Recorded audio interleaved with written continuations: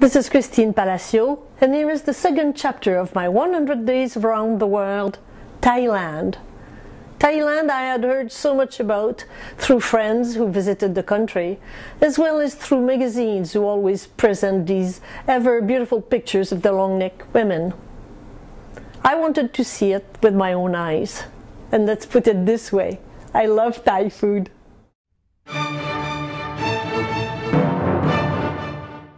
My arrival in Bangkok is a shock. Intense, out-of-control traffic that scares me, pollution you can cut with a knife, horns, and my driver who doesn't seem to know where my hotel is, and finally asks me for more money because he had to look for the place. Nevertheless, I arrive at my destination and the Khao San district takes me right back to my hippie years. I survived the end of a difficult day, and the Wild Orchid Villa's dining room has a delicious menu. I eat and organize my visit to Ayutthaya before going to bed. The next morning, I hop on a small bus, accepting in advance that life is often held by a thread, and it is all part of the adventure. A first stop is scheduled to visit this pyramidal structure celebrating a victory of the King of Siam over the Burmese invader centuries ago. It is the explanation given for the Burma-style base of the pyramid and its Thai-style top, added later. Finally, we arrive at the ancient Siamese capital city of Ayutthaya, with its ruins and Buddhas catching the tourists' attention. At the entrance, roosters can be seen as they roam everywhere, and the counter of offerings for the Buddhas and religious figures in the temples. Offering also including stamp-sized gold leaf to be applied on statues, as well as cash. Not easy to accept the temple's wealth when the population seems quite poor. Buddhism says, the less desire, the less pain. Then, let's go and see the city ruins. Why are all these Buddhas decapitated? Their heads were severed by locals to be sold to tourists. That one, probably too big and too heavy, was hidden and got imprisoned by the roots of a banyan tree. Ayutthaya is the residence of the biggest reclining Buddha in the world. Of course, it attracts armies of picture hunters, and his smiling face makes us believe that he is happy with the attention. Walking on the site, you can admire some standing structure, but it does not allow for the real recreation of the life of the ancient people living there. No books, no leaflets, and a guide who hardly speaks English. Another impressive Buddha sits quietly in the royal temple nearby, and more worshippers apply gold leaf on various sacred statues.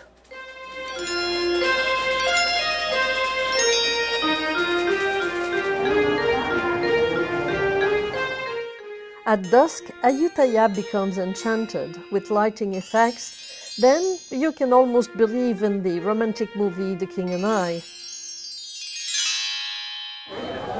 Back to Bangkok in the Khao San district, which is animated with lots of tourists, restaurants and hotels almost full in this holiday season, small boutiques of all kinds, and the aroma of food that make you hungry instantly. Thai people are a people of culinary artists. Everything they make is delicious.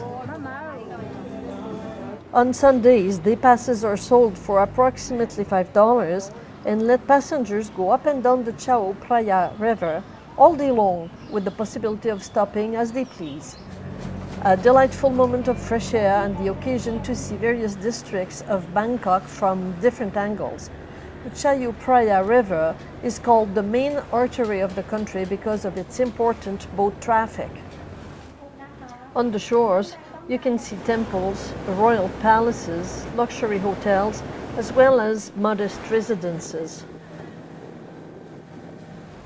As the vaporettos in Venice, boats navigate like buses from quay to quay.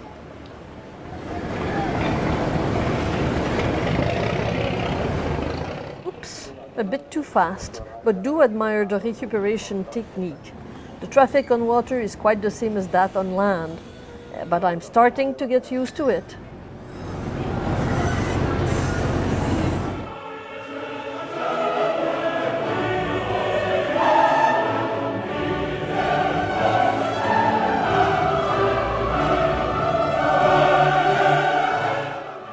since it is possible to leave the boat and re-embark later at leisure, I will go and have a look at the King's Palace.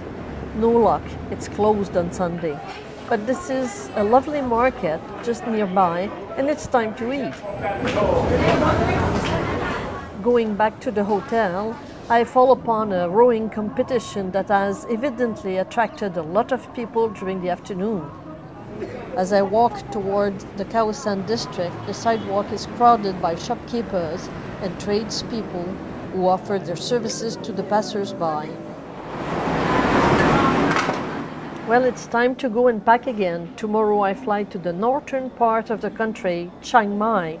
And it's still amazing to watch again the local buses called trucks, tuk-tuks and motorcycles take over the streets in large number around the night market, probably the most known attraction in this city. This is a center of commercial activities for artists, shops, restaurants and stores, and later on to find companions for the night, whatever your preferences are, as they say.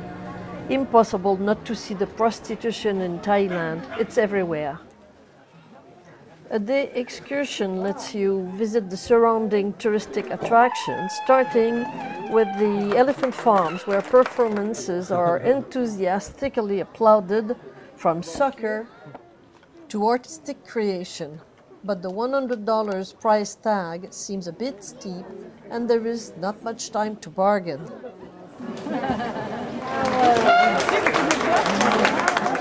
Our small group of tourists moves toward the station to take an elephant ride, a very uncomfortable and sometimes scary ordeal, as will be the rafting down the river. It had to happen. Fortunately, I saved my camera from total disaster. Yeah. It's certainly the visit to the Karen Longneck tribe that all tourists prefer in the area. But what was still shown some years ago as an aesthetic standard of another culture to be respected now appears to me as a terrible condemnation of a generation of young girls wearing those rings from age 5. Our guide explains that nowadays they are freed by age 25, and we are shown photos of their deformed bodies as proof. The whole village is supported by the tourists who come to take pictures. Without them, they would starve.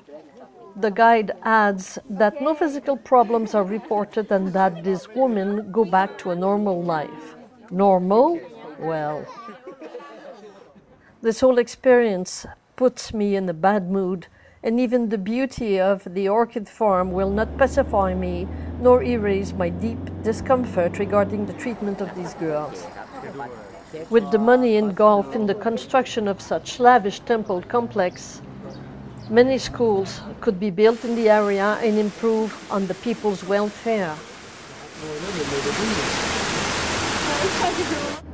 One cannot avoid the visit of the Golden Triangle area, where another Golden Buddha looks kindly over the tourists' invasion and gamblers heading to casinos. It's nothing special but for the fact that this zone sees the frontier of 3 countries, Thailand, Laos, and Burma, now called Myanmar. A long boat takes us to a touristic market in Laos, so we can get our passports stamped and look at pretty well the same things we've seen everywhere else, but for the whiskey bottles with soaking serpents and scorpions.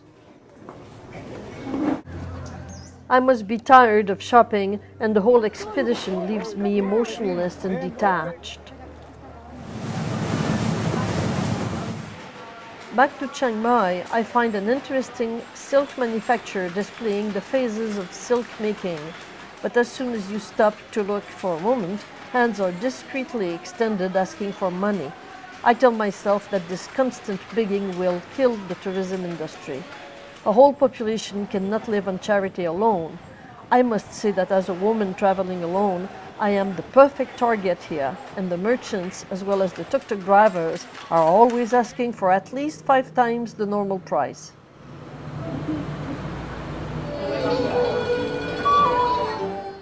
My last evening in Chiang Mai, typical dinner and folkloric dances.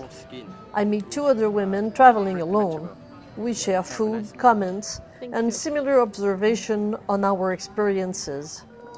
Tomorrow I leave Thailand with the feeling of a failed opportunity. I'm flying to Bali for the New Year's holiday. In a few months, at home, a friend will make the following comment. Thailand is probably more pleasant for male tourists.